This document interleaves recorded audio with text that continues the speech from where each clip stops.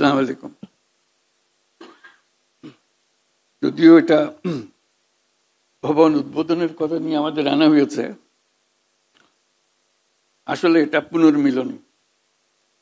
বহুদিনের পুরানা লোকজনের সঙ্গে দেখা করা, বিশেষ করে এদিকে যারা আছে, যাদের সঙ্গে বহু বছর ধরে কাজ করেছি একসঙ্গে, আজকে একসঙ্গে তাদেরকে সবাইকে পাওয়া গেল পিকেএসএফকে উপলক্ষ করে। কাজেই সেই পুনর্মিলনী হিসেবেই আমরা এটা দেখব এবং আমরা এই ভবনের উত্তরোত্তর সাফল্য কামনা করব এই উপলক্ষে, যাতে যে পথে পিকেএসএফ রওনা হয়েছে তার পথে একটা বড় রকমের অবদান রাখতে পারে, আরো আরো রাখতে পারে ভবিষ্যতে এই ভবনকে কেন্দ্র করে।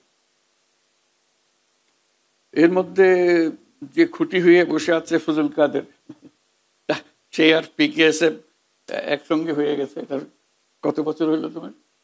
35 বছর মাত্র। এইটি একেবারে গোড়ার থেকে দেখছি তোমাকে আছো এখানে। পিকেএসএফ আসলে হওয়ার কথা ছিল না, এরকম একটা প্রতিষ্ঠানের কোনো কারণ ছিল না, ঘটনাচক্রে এটা হয়েছে। ঘটনাচক্রে হয়েছে এইভাবে যে বিশ্ব ব্যাংক কিছু টাকা দিতে চায় বাংলাদেশকে, তারা এটা প্রজেক্ট বানিয়ে টাকাটার কথা উল্লেখ করে সরকারকে চিঠি লেখে। সরকারের পক্ষ থেকে আমাকে যোগাযোগ করা হলো, এটা কি করব আমরা, এটা কি হবে, কিরকম মনে হইতেছে। আমি পরে টরে জবাব দিলাম যে এটা টাকার দরকার নাই, এটা বাদ দিয়ে দেন, ফেরত দিয়ে দেন টাকাটা। এটা অনর্থক যেভাবে বলছে, এটা নষ্ট হবে, যে খেয়ে ফেলবে এই টাকা। যেভাবে বানানো হয়েছে খেয়ে ফেলার জন্য বানানো।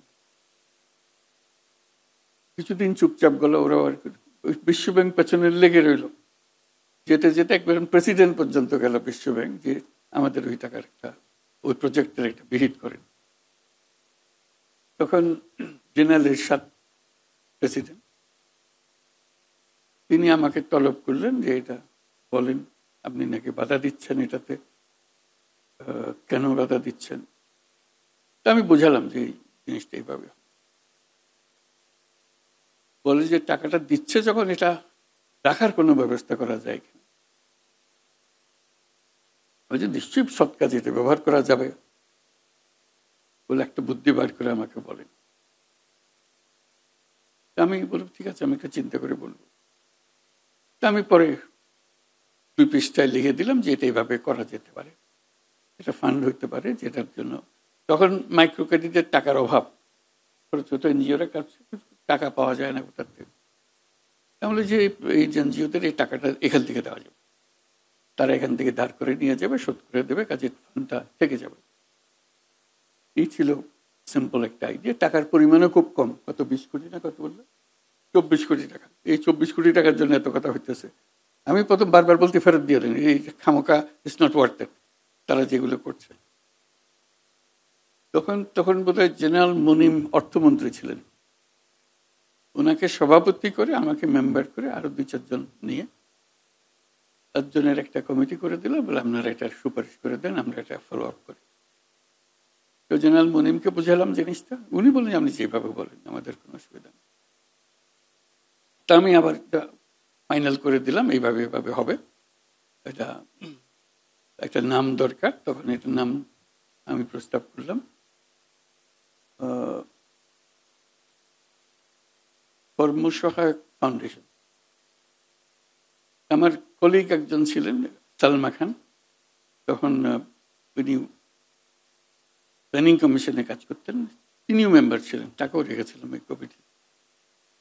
উনি দেওয়ার সময় উনি বলেন যে পল্লীটা লাগাই দেন।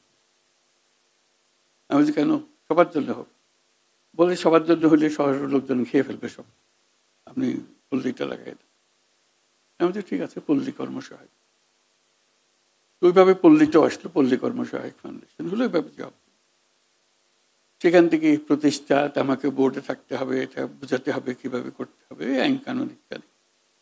তো সেই থেকে যে বোর্ডে থাকলাম, এটা ক্রমান্বয়ে বাড়ছে এবং আমারও ভালো লাগছে যে সবাই, যারা যারা এটা বড় করতে চাচ্ছে, এনজিওদের টাকার অভাবের যে সমস্যাটা ছিল সেই সমস্যাটা মিটে গেল।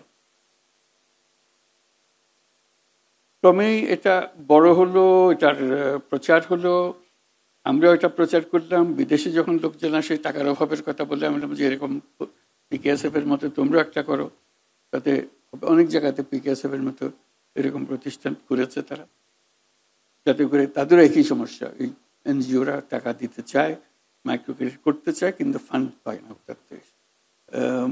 ডোনাররা এই ধরনের ফান্ড দিচ্ছিল না তখন, তো কাজেই এইটা একটা সুরাহা হিসেবে পাওয়া গেছে।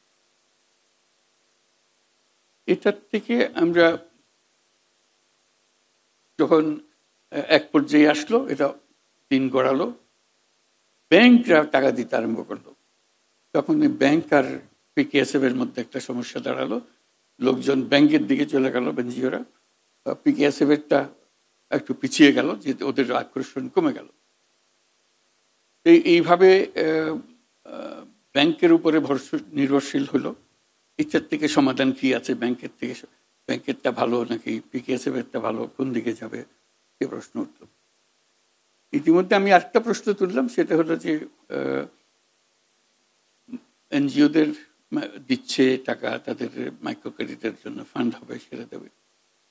আমি যেটা চাচ্ছিলাম সেটা হলো এন্টারপ্রেনিয়ারশিপ, যে ফান্ড দেওয়া, যাতে করে ইন্ডিভিজুয়াল মেয়ে বা ছেলে তারা তাদের একটা নিজেদের প্রতিষ্ঠা করতে পারে, টাকা দিয়ে নিজেদের ব্যবসা প্রতিষ্ঠা করতে পারে, এন্টারপ্রেনিয়ারশিপটা ডেভেলপ করতে পারে। সেটার জন্য যেহেতু মাইক্রো ক্রেডিটে এন্টারপ্রেনিয়ারশিপটাই ডেভেলপ করার চেষ্টা ছিল, এখন ইন্ডিপেন্ডেন্টলি ইন্ডিভিজুয়ালকে অ্যাড্রেস করে এটা পারা যায়। আমরা নিজেরা এটা শুরু করলাম, এটা নবীন উদ্যোক্তা নাম দিয়ে। একটু ভঙ্গিটা পরিবর্তন করে দিলাম। আগে একরকম ছিল যে আমরা যেভাবে ইনভেস্ট করছিলাম, এখন হলো যে প্রতিটি ইয়াং ছেলে বা মেয়ে তার একটা ব্যবসার আইডিয়া নিয়ে আসবে, আমরা সেই ব্যবসার পার্টনার হব। এখন দেওয়া এবং নেওয়া না, আমরা পার্টনার হব। তার যত টাকাই লাগে, 5 লাখ টাকা লাগে, 50 লাখ টাকা লাগে, আমরা দেব। কিন্তু যেই পরিমাণ টাকা আমরা দেব, তার ব্যবসার সেই পরিমাণ ওনারশিপ আমাদের কাছে থাকবে। এটা আমরা শুরু করলাম। আস্তে আস্তে এটা সম্প্রসারিত হতে আরম্ভ করলো। বিষয়টা হলো যে যতই সম্প্রসারণ করেন, তুমি যদি লাভ করতে পারো, সেই লাভের টাকা দিয়ে যেই শেয়ার আমার কাছে রয়ে গেছে সেই শেয়ার কিনতে আরম্ভ করো। তোমার প্রথমে 5% শেয়ার ছিল, আস্তে আস্তে 6% শেয়ার করো, 10% শেয়ার করো।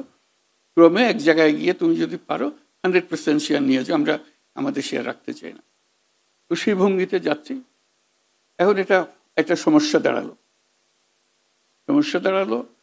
এমআরএ একটা সমস্যা। এমআরএও আমাদেরকে স্বীকার করছে না, কারণ আমরা মাইক্রো ক্রেডিট নই। ওদের কাজ হলো এমআরএর কাজ হলো আপনার তো মাইক্রো ক্রেডিট না, আপনার তো ইনভেস্টমেন্ট। আমরা কোথায় যাব, কার কাছে যাব, এটা নিয়ে বহুদিন ধরে শেষে এমআরএকে রাজি করানো গেছে, কোনো রকমে রাজি হয়েছে যে তাকে আমাদেরকে স্বীকৃতি দেবে, না হলে আমাদের যাওয়ার জায়গা নেই। আমি এত কথা বলছি এই জন্য, এই পিকেএসএফ এর এতদিনের যাত্রা যা হলো, যা তার অর্জন, বিরাট অবদান, এখন দ্বিতীয় ভবন যখন হয়েছে, আরেকটা পর্যায়ে যাওয়া দরকার। এই জায়গাটাতে এই কথাটাও চিন্তা করা যায় যে আমরা এখন বিনিয়োগ করব। যে কোনো ব্যক্তির সঙ্গে যে একটা ব্যবসা শুরু করতে চায়, ইয়াং পার্সন ব্যবসা শুরু করতে চায়, তারটা যদি পছন্দ হয়, আমি তার ব্যবসাতে বিনিয়োগ করবো। এই শর্তে তুমি আস্তে আস্তে তোমার মালিকানা, আমার মালিকানা কিনে নেবে, তোমাকে আমি দিয়ে দেবো, আমি রাখার জন্য দিয়ে নিই। কিন্তু যতদিন তুমি না পাচ্ছ, এটা আমার ব্যবসা, তুমি ব্যবসা চালাচ্ছ। কাজে এটা না যে তুমি এটা নিয়ে আমার টাকা দিলে না কেন, ওরকম কথার সুযোগ যেন না হয়। সুযোগটা আসবে না এই জন্য, যেহেতু আমি তো তার ব্যবসার মালিক, সে কাজ করছে, আমি তদারক করছি, খোঁজখবর রাখছি। বেশি অসুবিধা হলে এমনও বলছি যে যেহেতু এটা আমি মালিক, তোমাকে তো এখন তুমি 5% দিয়েছো বা 2% টাকা দিয়েছো, এর মধ্যে তোমাকে এটার পরিচালনা তো রেখেছি, তুমি চালাচ্ছ। আমি যদি মনে করি যে তুমি ভালো চালাচ্ছ না, আমি কিন্তু আরেকজনকে চালাতে দিয়ে দেবো, তোমার শেয়ার থাকবে ঠিকই, কিন্তু চালাতে দিয়ে দেবে। সে তখন মনে করলে তার থেকে হাতছাড়া হয়ে গেল, যাতে করে সে তো পারতেছে না, তো সে খুব চেষ্টা করে যাতে করে সে অর্জন করে দিয়ে দেয়। এবং আমাদের অভিজ্ঞতা হলো যে সবাই প্রায় সাকসেসফুল হয় শেষ পর্যন্ত।